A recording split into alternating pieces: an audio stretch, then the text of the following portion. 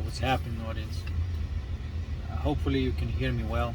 There was a lot of noise in my place with the constructions, so I escaped into the car to send this message because I think it's important. I could have just skipped it, but I don't think I'm gonna skip this one because um, it's pretty significant, and this is something that I've not seen anybody talk about, not at least in my personal experience. But I want to start off with making a thesis. And the thesis is that Satan is not evil, but disobedient soul is. Satan intrinsically is not evil. And let's look at what Satan really means. Another word for Satan is Chronos or Saturn. It is not intrinsically evil. It is only the structure of consciousness that governs time. Okay, it is basically a process that's been created on a, you can call it the fifth day of the creation, but without actually, reading something from the external, you can, within yourself, you can observe this. And the first would be the seed, as I call it, which is the feelings. And in this moment you can actually tune in and to become aware of the feelings that are taking place right now. So those the basis of the feelings. And if you're not labeling them, not tagging them with any commentary, they usually are very nice and pleasant feelings, the basis of your reality, which starts with some form of peace and bliss. That's the seed, right? And if you're not in the peace and bliss right now, just bear with me. I'll explain the reason why not. So going from there, you go into from seed to the germ, and the germ has something that seed doesn't. The germ has emotions, which is basically patterns of those primordial feelings. Like I said before, if you can imagine, like in a 7-string instrument, each one string produces certain type of tone, certain type of frequency, but it doesn't have a melody in itself. You need some sort of patterning to get the melody out of this, and that's what germ, what the soul does. Soul is all about motion of those feelings. We call them emotions, and in this case, these emotions are very coherent and beautiful and deeply satisfying. At this point, these emotions also contains thoughts. They contain sensations as well. That's why these types of emotions are like very deeply enjoyable emotions. Okay, some people don't use that word emotion for this particular state of consciousness, but I do. I named the coherent feelings, coherent emotions, coherent thoughts, coherent sensations, and then the other side of it would be incoherent. So moving from this germ into the flower, we'll go into the mind, which is a thought, or the capacity to arrange thoughts. By the way, the 7 primordial principles of consciousness, you can call it, what in Bible they say, like God created in 7 days, right? In 6 days, and in 7th rested. Basically, these are the 6 primordial laws, okay, that you can consider them thoughts as well, but they're not these thinking type of thoughts that you may be used to. These thoughts sustain the reality, but nevertheless, these thoughts are separating thoughts. Okay, even at the seed level, for there to be an experience, you have to split that peace from that bliss, so there could be like a sensation that there is 2 in 1 flux, right? And so then again, what the consciousness does, it splits. So every time it splits, at the beginning it creates the seed, the germ, the flower, and the fruit, right? But at this point everything is perfect. At this point everything is spontaneous also. Okay? But on the fifth day, there's something interesting that happens. And on the fifth split, because the entire thing is kind of complete, so it splits the entirety of it, right? Like the whole thing that I said, the feelings, emotions, and thoughts and sensations. Now you have that bubble of those. But then what it does, it splits that again. Okay? Now when it does that, upon this particular split, there's something interesting that happens. Okay? It introduces the concept of time.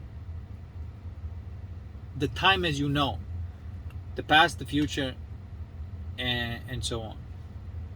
It introduces that concept of time.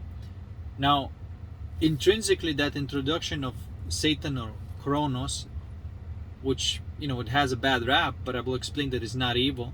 At this point, it only introduces this concept of time. And what is it? It's the capacity for memory, for individual memory. No longer these eternal thoughts that are always there, that are like eternal memory, right? It introduces the capacity for the individual memory. Out of all these possibilities that are out there, it introduces something that you can, you know, carve out one specific story of all the possibilities, right? So as you can see, that separation is intrinsically not bad. It allows you to experience the world. It allows you to experience the world as is, but as it is, as you were experiencing, meaning like there could be a story, there could be adventure, there could be play, there could be, you know, like all sorts of things that you know about the world are thanks to time that you can experience them, right? The chronological time is, you can't have the story without it, right? In a specific type of memory. Okay, now let's look at what happens next, and where the possibility of something bad can occur. What happens next? An introduction of this sixth primordial thought, and the sixth primordial thought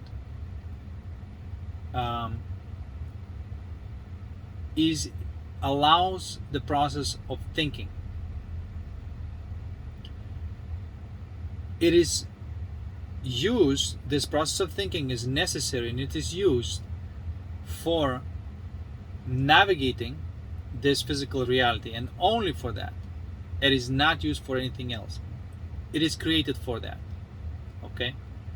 Now,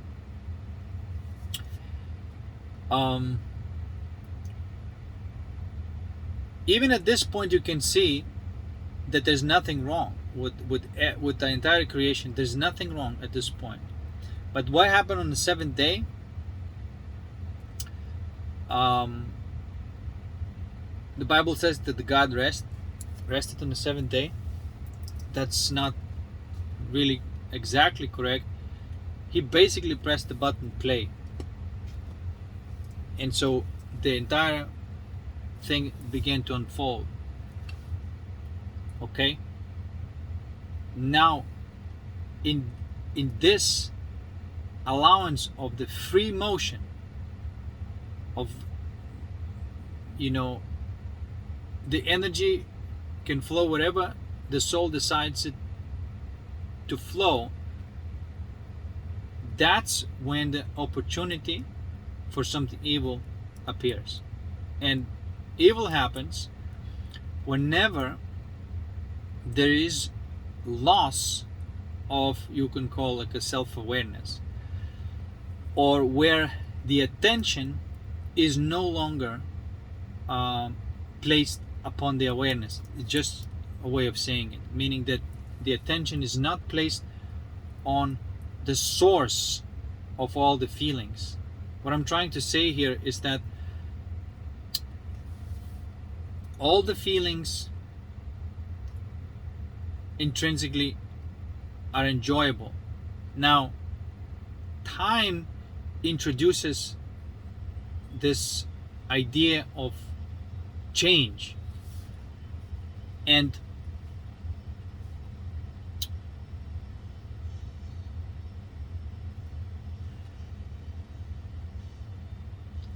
bear with me for a second.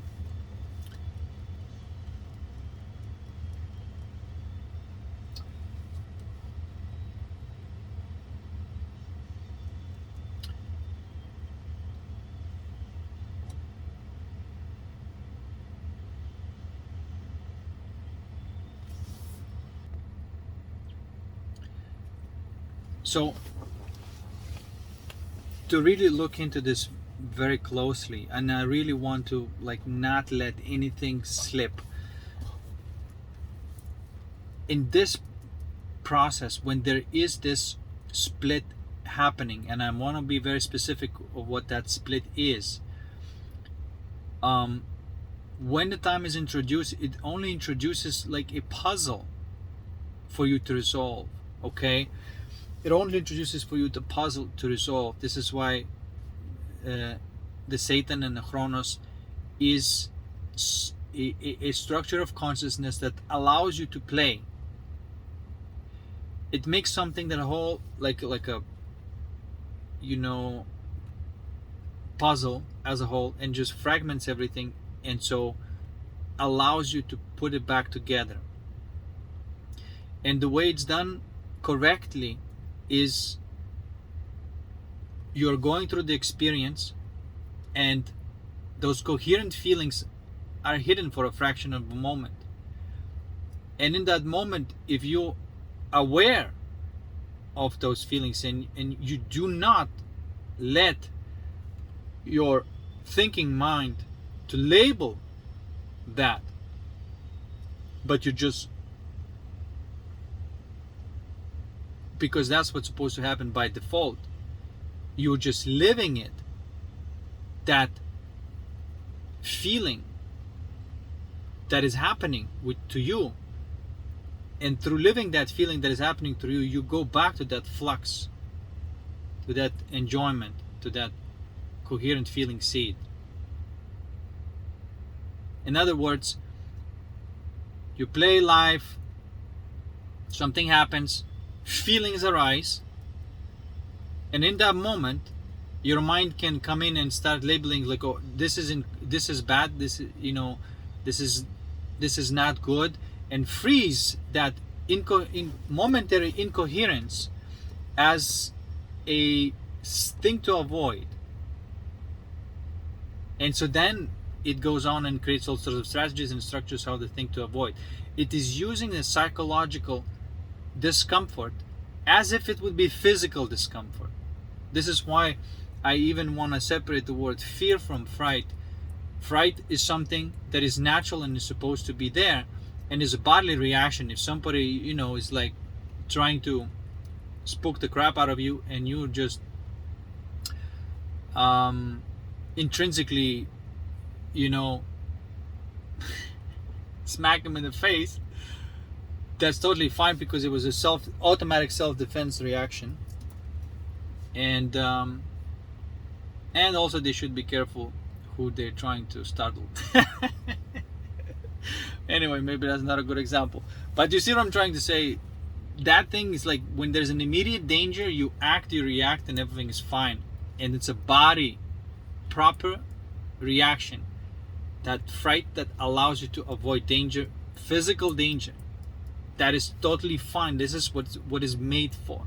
But when that mechanism invades the psyche, which is your feelings, and says, that does not feel good, I'm going to name this, I'm going to call this fear, and let's avoid that.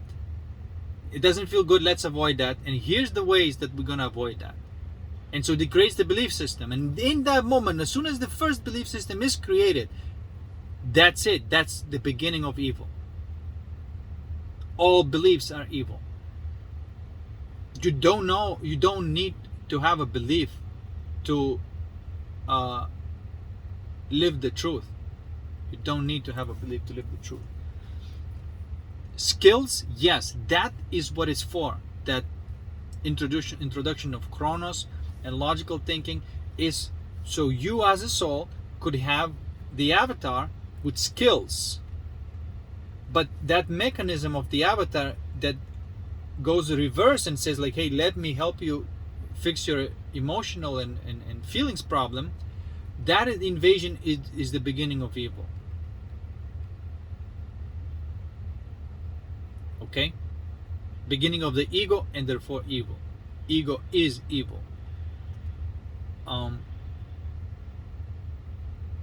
So hope I'm making sense here. Okay?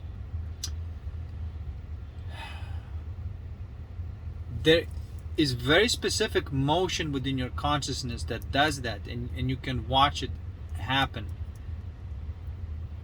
There might be like some feeling arising to you, and the mind is very quickly to go in and judge and say, look, that's the negative feeling, that's the bad feeling, we gotta get rid of it, and all these kind of things. But if you almost train yourself to watch whatever's going on or feel whatever's going on without labeling it, and there is a specific moment where like the mind disconnects and lets go of the control of that, and labeling, naming it, and all the things that the mind does, there's that disconnect. And so then your attention becomes purely about what's going on in the moment intrinsically, without it being labeled bad or anything, right? And so then it becomes a feeling that is interesting, and it's not necessarily bad. It is not bad. It's just a feeling. And because the incoherence, that negative feeling that happens, only is there if the thought intervenes, and because thought cannot organize that feeling, thought intervenes and tries to impose its own order, which is very static, and that creates the incoherence. That what creates pain, psychological pain, that what creates the psychological pressure, all of that. Okay?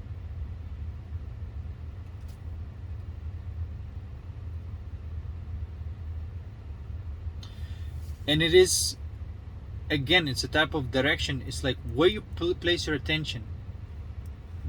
All your attention belongs to awareness. None of your attention belongs to an object outside of you. Even as you experience the object outside of you, you experience it through. And so this is what I'm saying here. It's very important, because if you live through this direction, it may seem like, oh, my mind is not in control right now, shit is not going to work out. No, but now you're employing first of all, the real feelings, which feels good, peaceful, blissful.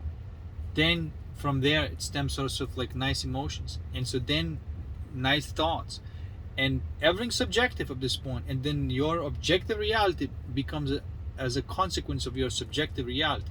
So if you live everything subjectively, it's not that you're going to be like a lunatic. No, you're gonna discover everything that how really is, and you don't need anything from the outside for you to live an amazing life without any kind of evil around you. Okay?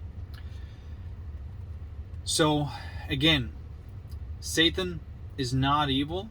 The disobedient soul is. And that disobedience is when the attention must go back into that feeling. It's basically like you going back and reconnecting back to the source. The game is like, hey, it's gonna may disconnect you for a second. But the game is to go back and find that connection back again intrinsically inside of you. Right? That's correct way of playing it. Incorrect way is to start seeking in objective reality the solution for it. Okay? That is when evil happens. And by this definition, this world that we're living, entire society, entire matrix society, is evil. These types of realizations may not be comfortable to accept as to be true, but it is. So, and on that seventh day, when the God says, all right, let's play, let's see what happens, there's some souls choose to continue playing that game. And now you may say, like, why to do that? Why to introduce that Chronos or Satan structure? And I say it's because it allows you to experience a story. It allows you to experience a story. It allows you to be an individual as well. It's very important. Without it, you cannot be, an individual or unique. It's very important. But you do not,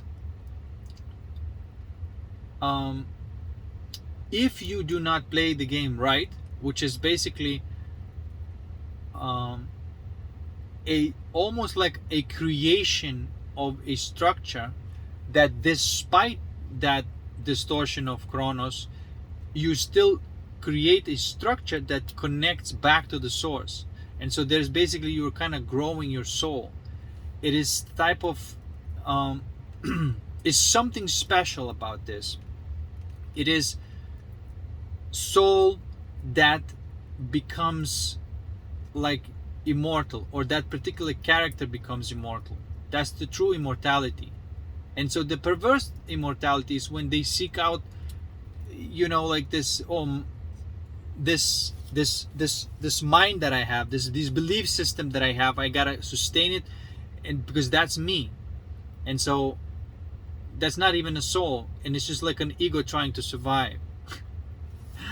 It's just like a bunch of programming wants to be alive. And it's not difficult to do so, because like even today's AI is capable perfectly of snapshotting someone's character, because that's all they are. It's just a snapshot of the character, because they're not connected to the source at all. They just, ego is trying to survive, and that's abomination. That is not how it really works, how it really supposed to work. That's not true immortality. A true immortality is only through alchemy, which is, now we use this word alchemy, but really it's just the way you play the game. When there's a distortion, you go back into that, and every time you reconnect, you have done something with your soul that created something within your soul that is now permanent. So you're creating an individual soul that is still connected to the source, yet individual and not mortal. Meaning that when your body dies, all your story, all your experiences is still there. And sometimes, people don't want to, like, what people are afraid of. I say, well, you see, like, the thing is that what people most afraid of are already intrinsically theirs. But out of that fear, if you try to make it so through your own intentional, will and willpower, you're gonna create an abomination. It's either alchemy or abomination. Okay? So why is it important of what I just said? Is that for me personally, it shifted my perspective, and I thought that intrinsic structure of consciousness that causes evil in the world, now I see that nope, it's not it. It's on individual basis. It's a choice of individual. Those who face what's going on a feeling level, and those who run from it and looking in a solution objective reality. It's on individual level. Therefore, um, this structure of consciousness that we call Satan or Chronos, it is a almost like a puzzle that's given to a soul, upon which resolution soul becomes immortal character. It is a gift to a soul that knows how to play the game. Okay? So I am, of course, whether I like it or not, upon this observation, I see that this is very important. You cannot eliminate that structure. It has to be there. It governs time. Time is very important. But if I do not have psychological time, if I don't let that structure of consciousness run my psychological time, which happens if I have incoherent feelings, which are basically some form of fear, of the future, or being depressed about the past. If I alchemize all of those, then what's left in my heart is a state of consciousness that is infinite. I don't experience time in my psyche, in my heart. Like, time doesn't exist yet, but everything around me kind of moves, but I don't kind of belong part to, you see what I'm trying to say? It's more like you're observing this holographic play of the reality, but it does not move you. Okay? And it's not sometimes like, this game that we're playing, that this alchemy, it may not be easy, man. Like, I'm not saying that it's easy, but it's always the same answer. Bringing back your attention to the source of that incoherent feeling and unlabeling it, not calling it anything, disengaging the process of your logics and your mind having any jurisdiction in this world, and you letting it all be as it is, and it will fall into what you would call logos, and that will organize everything naturally. So that basically it's like the logics tries to do the work of logos, as I always say. But that momentary discomfort is only there because we rush in with our mind, with our logics. We rush in and start labeling and start kind of helping like that. But if we don't do that, if it's just there, it just arises, and we're just beginning to feeling and enjoying it, well, you don't have to do anything. You're just there, experiencing it. Okay? And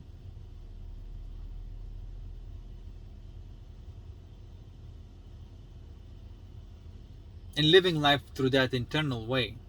There's either external way or the internal way, and that's it. That is it. And that's how you would make sure that you are building your soul. And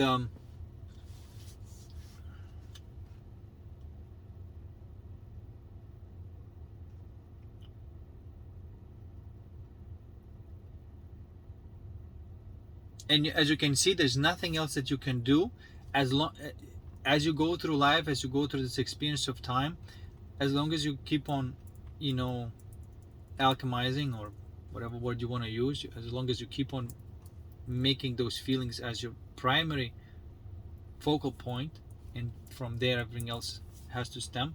As long as you do that, you are evolving as a soul, if you will.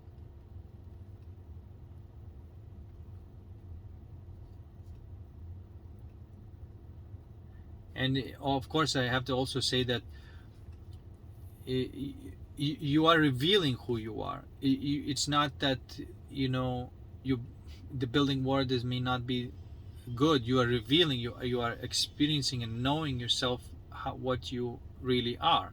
That's what you're discovering yourself. right? That's why there's no effort to improve. It is discovering yourself.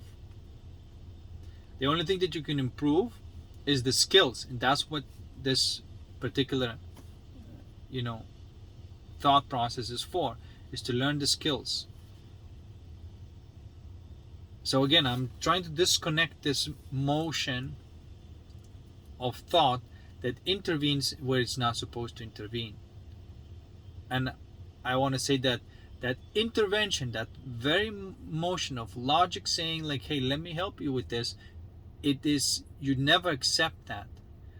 You never accept the help of logics with the emotional and, you know, feeling based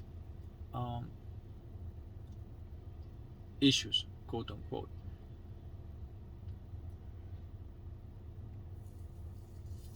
I hope I'm making sense here. And that's really all you can do and all you should do. And it doesn't matter, for example, you say, well, if I do, like, what's the big deal? If I live life in the right way, there's still, the world is like, you know, full of dark souls who claiming to do good but they're doing evil. What about that? It will fix itself up over time, as long as you are playing the game the way you're supposed to play.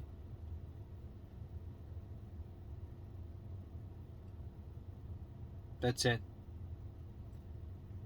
And that's the best contribution that you can make to the so-called collective.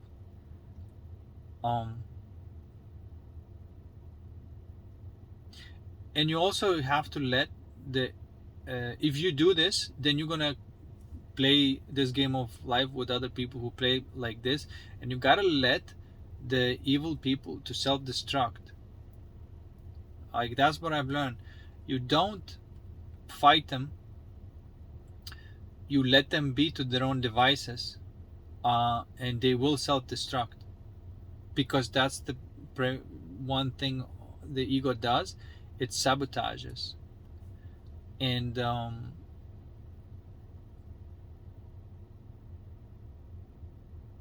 so it may be that a lot of big structures of society are just going to sabotage themselves, or whatever's going to happen. That's all right. But one thing, if you live in this world and you live in the correct way, then you are taking all the energy that you would normally give for these powers to survive, and that's it, and that's all you gotta do. And then maybe if you live life like this, you find other people who also live life like that, and then you play the game. You know how to play the game, you enjoy life, and you know, the world will try to convince you that no, that's not the way. You gotta go and fight there and do stuff and change. And no, that's not how the world changes. It changes from within, obviously, you know, obviously, because the way the consciousness works, it's the fruit. So it is like there's this God seed, germ, flower, fruit. And then, of course, there's a dark version of that, which is the ego seed, germ, flower, and fruit. Okay? So there's, if you plant that type of seed, the heart of coal, that's the fruits that you're going to get. You know?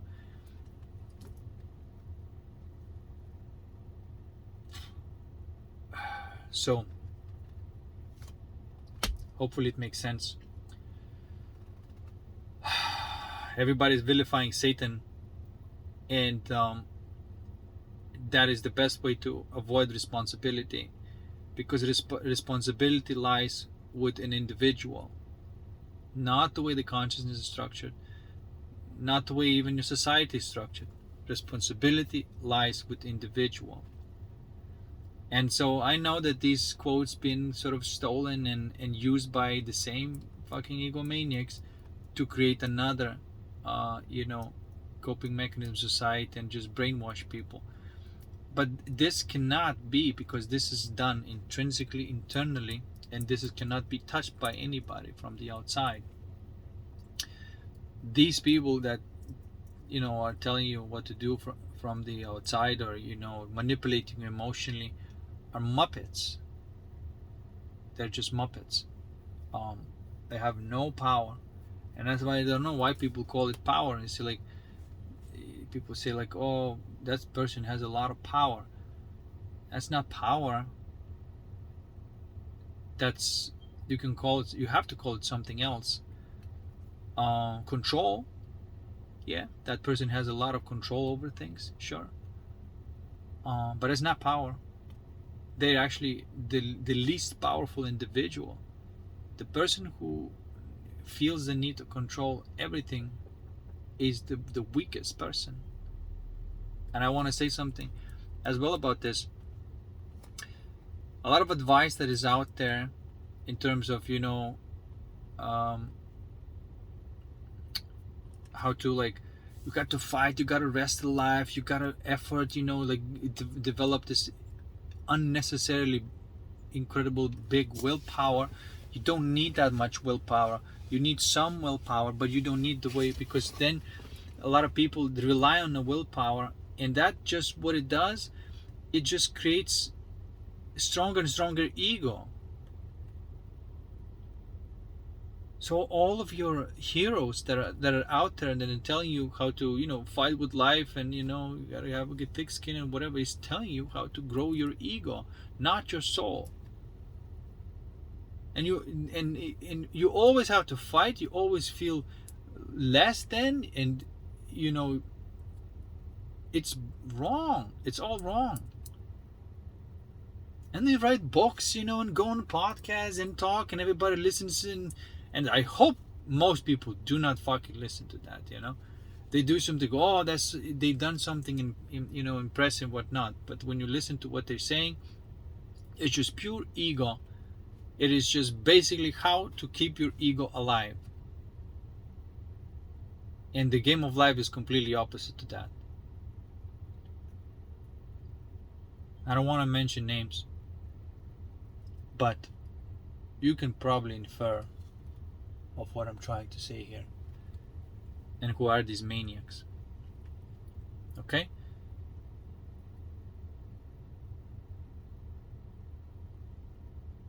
Vanity. But you cannot fake this motion. When you start living from there,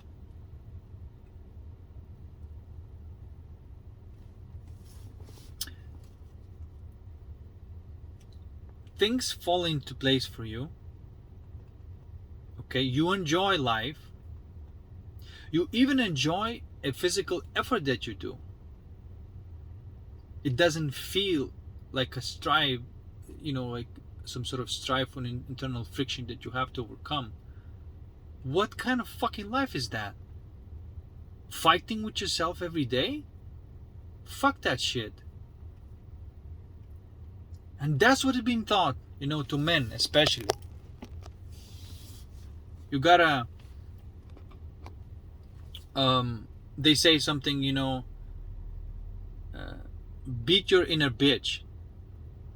What the fuck are you talking about, man? You basically, that inner bitch is probably your soul. And ego is so dominant that it does not let anything, and the soul maybe says, like, hey, I don't want to go that way. It's always suffering. It's always bullshit. Maybe there's a better way where my life can be enjoyed and not rely on my hits of dopamine and social proof. Maybe there's a better way. But what they do, they call that a bitch and say, shut the fuck up. And so now we're gonna do something against the will of the soul.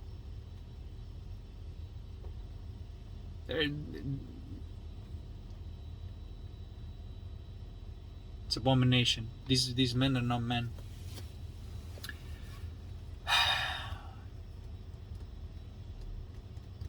Anyway, okay. Now, because it lies within the responsibility of each individual, it puts you in an interesting position, because now you know that it is some specific individual that chooses to be evil. You may say like, well, maybe they cannot have a choice. Yes, once they go on that track, then when the track is running, then of course it's very difficult to stop the train. Then they don't have control, of course. But life always brings an opportunity where you can choose. Life always brings you events you can choose, and you always can double down on your ego or embrace the soul. And I'm not saying that people are, sometimes I fall asleep and I do things that could be seen as, uh, could be seen as something that, not conscious or whatnot. And so then later I just come back online and go like, oh fuck, I fell asleep there for a second. Okay.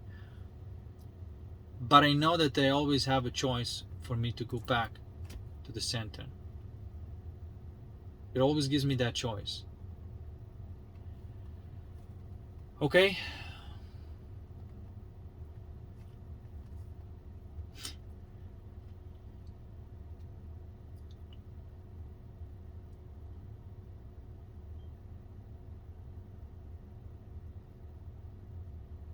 Now,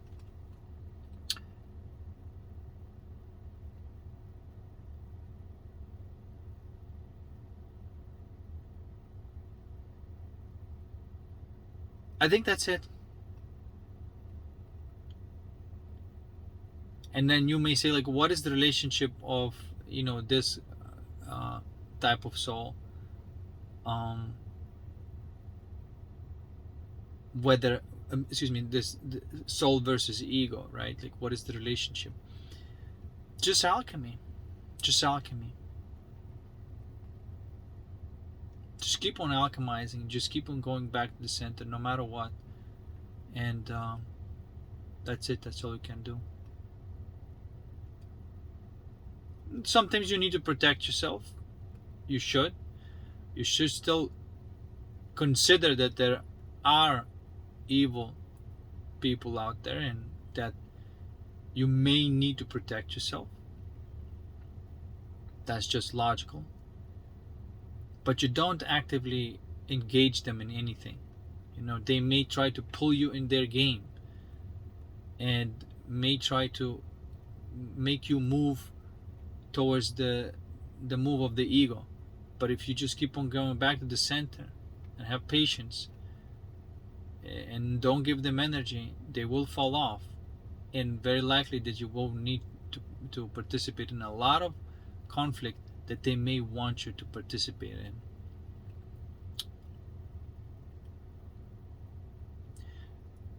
And at first thought, they may say like, well, fuck, this life is kind of very quiet. Yeah, exactly. It is very quiet. I mean, sometimes you throw a party and it becomes loud, but if the party happens, it's because it had to happen, not because you're pushing it to happen. You see what I'm trying to say? Everything is like more organic and more spontaneous. If you just guard that seed, the rest of it is going to be more enjoyable and more spontaneous, and not forced. All right.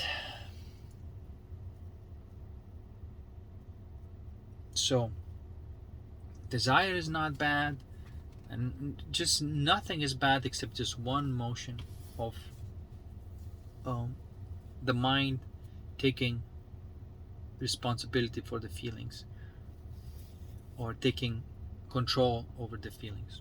That's just one thing that goes wrong.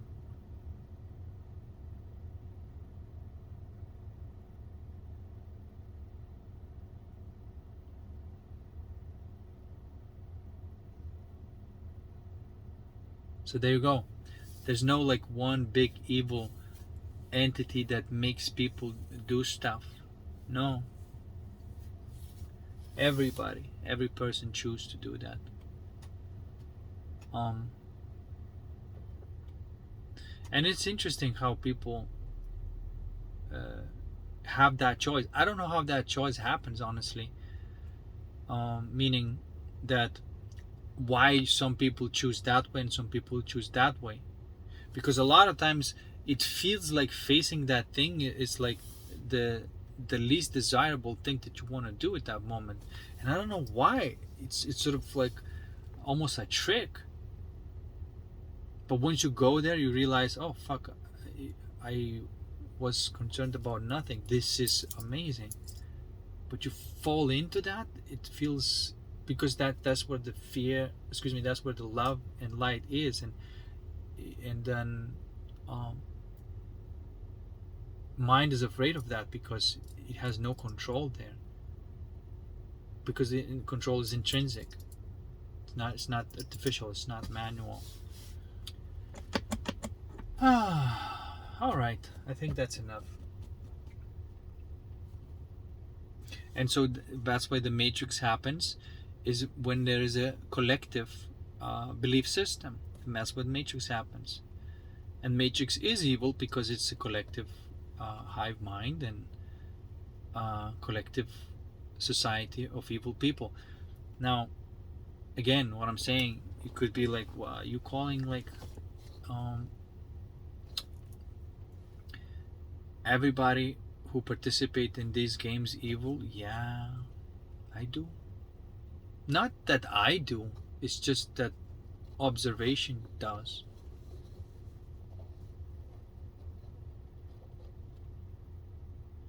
And they're all saying that they have goodwill and they're good people.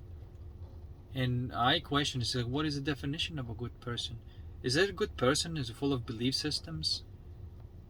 If belief system itself is what is that by definition is evil, I don't think they're good people. They act like a good people, but the push comes to shove and create a scenario and you'll see what kind of fucking beastly animals they are. They're not good people.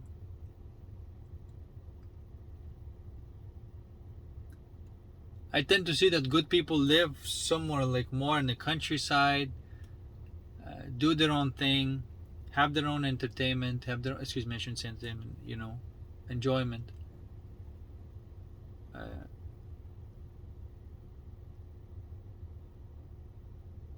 and that's where you find good people, not participating in these ego games. Even the people who are there to comment on it and say, that is dysfunctional, that is this, and like something people call like controlled opposition, which is not, which is just another person with the belief system, participating in the game and playing a role within that game of circus.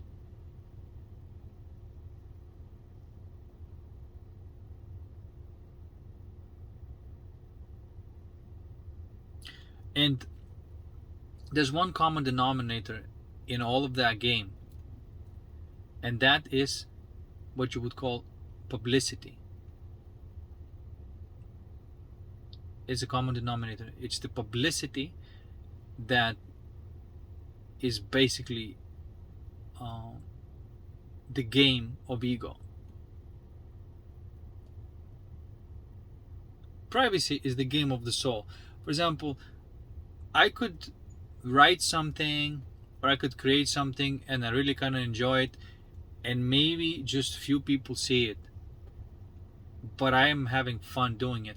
And for the soul, that's amazing, that's enough in its reward in itself.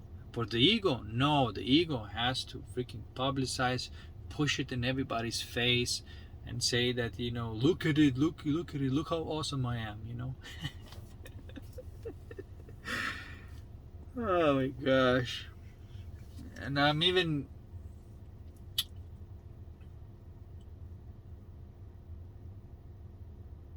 anyway, I digress. All right, guys. I'll see you in the next one. Peace.